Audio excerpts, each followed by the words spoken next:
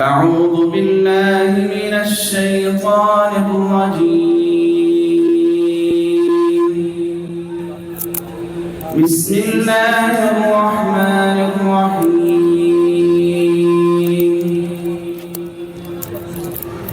الحمد لله رب العالمين الرحمن الرحيم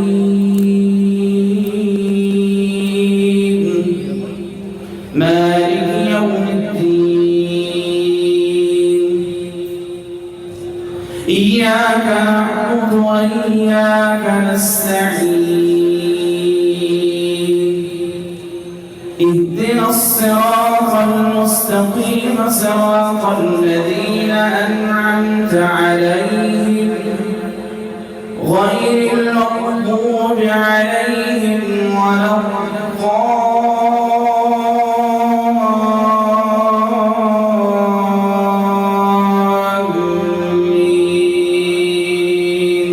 آمين. لقد كان في يوسف وإخوته آيات للسائلين إذ قالوا ليوسف وأخوه أحب إلى أبينا منا ونحن عصبة إن أبانا لفي ضلال مبين. اقتلوا يوسف أو اطرحوه أرضا يخل لكم وجه أبيكم وتكونوا من بعده قوما صالحين. قال قائل منهم لا تقتلوا يوسف وألقوه في غيابة الجب يلتقطه بعض السيارة إن كنتم فاعلين.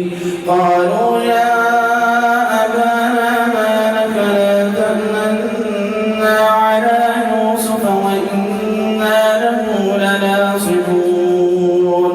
أرسله معنا غدا يرتع ويلعب وإنا له لحافظون. قال إني ليحزنني أن تذهبوا به وأخاف أن يأكله الذئب وأنتم عنه غافلون. قالوا لئن أكله الذئب ونحن عصبة إنا إذا لخاسرون. فلما ذهبوا به وأجمعوا أن يجعلوه في غيابة الجب وأوحينا إليه لتنبئنهم بأمرهم هذا وهم لا يشعرون. وجاءوا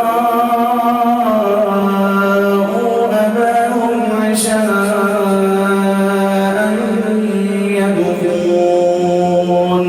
قالوا يا أبانا إنا ذهبنا نستبق وتركنا يوسف عند متاعنا فأكله الذئب وما أنت بمؤمن لنا ولو كنا صادقين. وجاءوا على قميصه بدم كذب قال بل سولت لكم أنفسكم أمرا فصبر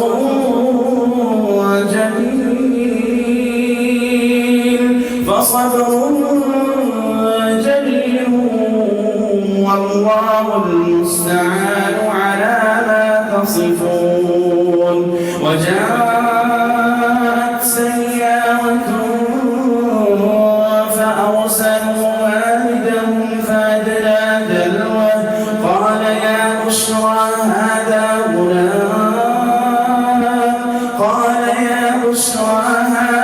غلام وأسروه بضاعته والله عليم بما يعملون.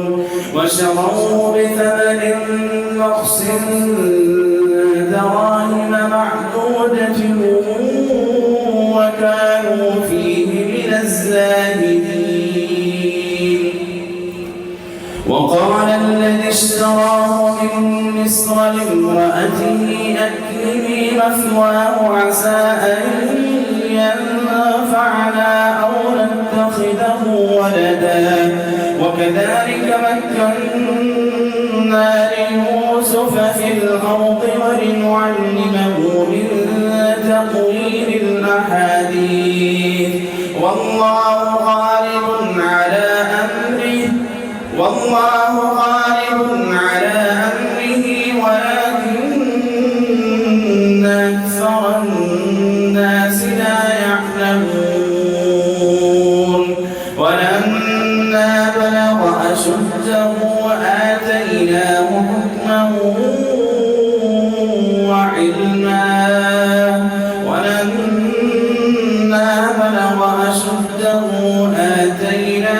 حكما وعلما وكذلك نجزي المحسنين. السلام عليكم. ما شاء